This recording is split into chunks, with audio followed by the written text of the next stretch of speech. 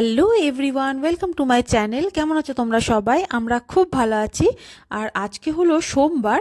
আর আজকের না ব্লগটা একদম সকালবেলাতে আমি স্টার্ট করতে পারিনি, একটু লেট হয়ে গেছে। দেবাশিস অলরেডি ডিউটি বেরিয়ে গেছে। আর আমার কিছু জামা কাপড় হাতের কাচার ছিল, তো সেইগুলোকে কেচে আমি ছাদে মেলতে চলে এসেছি। আর কালকে একটু আমাদের রাত্রেবেলায় বাড়ি ফিরতে লেট হয়ে গেছিলো। আসলে কালকে না একটা বাঙালিদের একটা পিকনিকের মতন ছিল আমাদের ছোটোখাটো, তো ওখান থেকে বাড়ি ফিরতেও লেট হয়ে গেছিলো, তাই আমার আজকে সকালে উঠতেও অনেক লেট হয়ে গেছে। ছাদটার তো যা নোংরা অবস্থা ছিল তোমরা তো সবই দেখেছো। আর রোদের চক্করে আমি তাকাতেও পাচ্ছি না ভালো করে।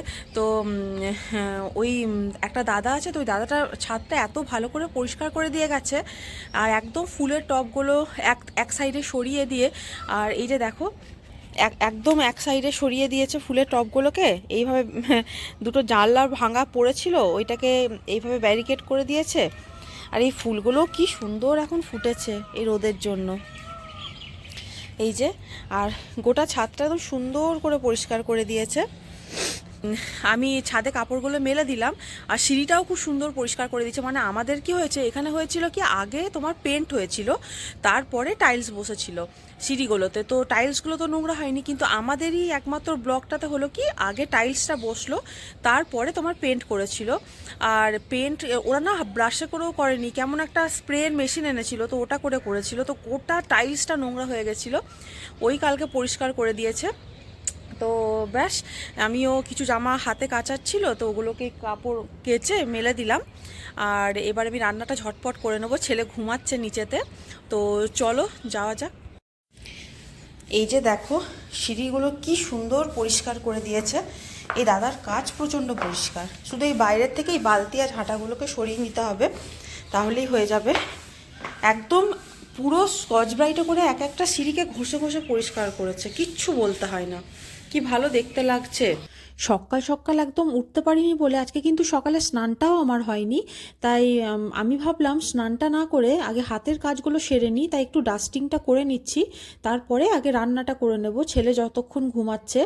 আর আমি দেখলাম এখন তো সেইভাবেও খুব একটা ঠান্ডাও নেই, তাই বেলার দিকে স্নান করতে অসুবিধা নেই, তাই আমি আগে হাতের কাজটা করে নিচ্ছি। আমি দেখলাম টিফিনটা পাঠিয়ে তারপরে ছেলেকে স্নান করিয়ে আমি করব।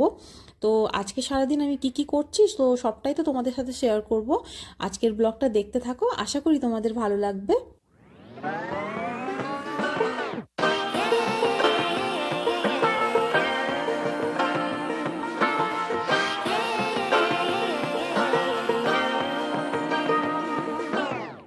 I like to be educated, but I'm so frustrated. Hello to my loneliness. I guess that ignorance is bliss. Take me back to before the new. Rewind, take it out of cue. Innocence can be a young man's game. Signed up for the hall of shame. I wish I knew how much I miss not knowing that we're all screwed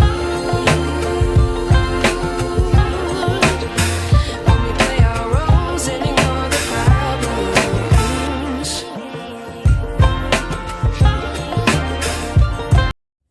আর বললাম না, কালকে আমাদের একটা বাঙালিদেরই একটা ছোট্ট get together ছিল। তো সবাই ভাবলো যে শীত তো প্রায় শেষ হয়েই আসছে, আর একটা ছোটোখাটো পিকনিক করা যেতেই পারে। আর সবাই না বাড়ির থেকে এত দূরে থাকে, তো তাই আমরা এই ছোট ছোট আনন্দগুলো করেই খুশি হয়ে যাই।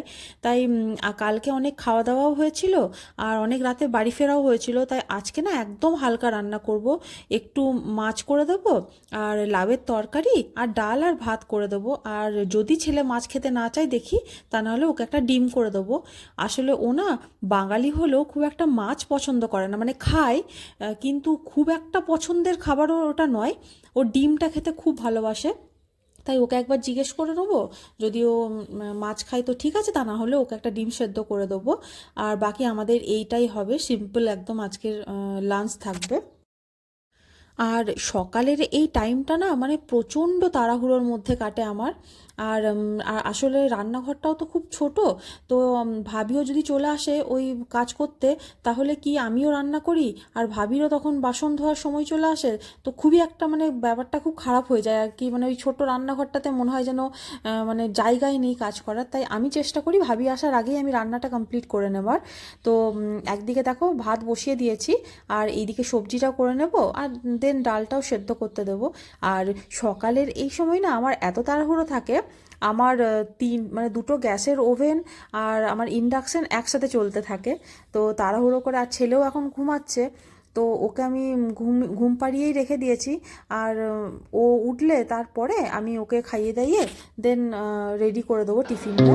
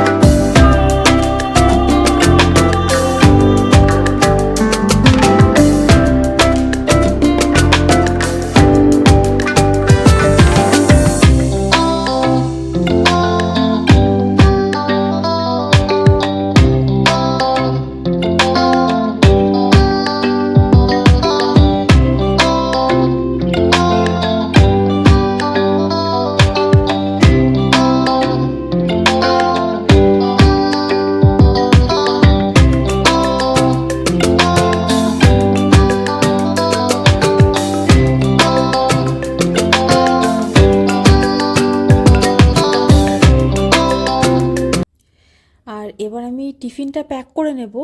আর টিফিন প্যাক করার সময় না সব থেকে অসুবিধা হয় ভাতটা দিতে। আসলে আগে না দেবাশিস দুটো টিফিন বক্সে ভাত নিত, আর একটাতে ডাল দিয়ে দিতাম, একটাতে সবজি দিয়ে দিতাম। কিন্তু এখন ওর হচ্ছে যে আমি একটাতেই ভাত নিয়ে যাব, ও দুটো টিফিন বক্সের ভাত খাবে না। আর আমি মাঝখানে কি চেষ্টা করতাম, একটু বেশি বেশি ভাত গুঁজে দিতাম ওই ছোট টিফিন বক্সটাতেই, তো ভাতগুলো একদম নিচেতে চেপটে যেত। তো বলতো যে অমনি করে দিও না, একটু হালকা হালকাই দেবে, একটু খাবার কম করতে হবে। তো যাই হোক, ওকে টিফিনটা প্যাক করে দিলাম। তারপরে ছেলেকেও স্নান করিয়ে দিয়েছিলাম, আর ছেলেকে স্নান করিয়ে দেন আমি স্নান পুজো করে ছাদে এসেছিলাম রোদে একবার। আর আমি দেখলাম জামা কাপড় যেগুলো শুকিয়ে গেছে সেগুলো তুলে নেব, আর বাকি যে জামা কাপড়গুলো হাতে কাচা হয়েছিল না সেগুলো তো তাড়াতাড়ি শুকাতে চায় না, তো ওগুলোকে আরেকবার উল্টে মেলে দেবো ছাদে। আর ছেলে ততক্ষণ ছাদে একটু খেলছে। আর ছেলের ফেভারিট জায়গা হচ্ছে ঠিক ওই ছাদের কার্নিসের জায়গাটা, আর আমার এত ভয় লাগে কিন্তু ও কিছুতেই ওখান থেকে আসবে না। তো ওই জন্য বারবার করে ওর দিকে তাকিয়ে দেখতে হয়, আর আমি এদিকে কাজ করতে থাকি। কিন্তু এমনিতে না ও খুব একটা দুরন্ত ছেলে নয়, মানে কথা শোনে। ওকে আমি বলে দিয়েছি বাবু ঝুঁকো না তুমি, ও ঝুঁকবে না। আর আমিও দেখতেই থাকি ওখান থেকে যাই করি না কেন। তো এই যে টুকটাক করে করে নেবো, দেন গাছেও একটু জল দিয়ে নেবো আমি। আর রোদের জোরটা বেড়েছে তো, তাই গাছে না প্রায় প্রতিদিনই জল দিতে হচ্ছে।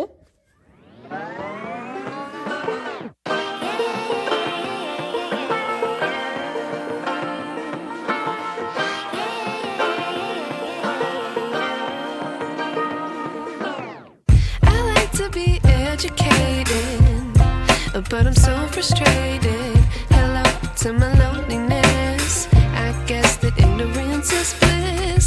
Take me back to before I knew. Rewind, take it out of cue. Innocence can be a young man's game.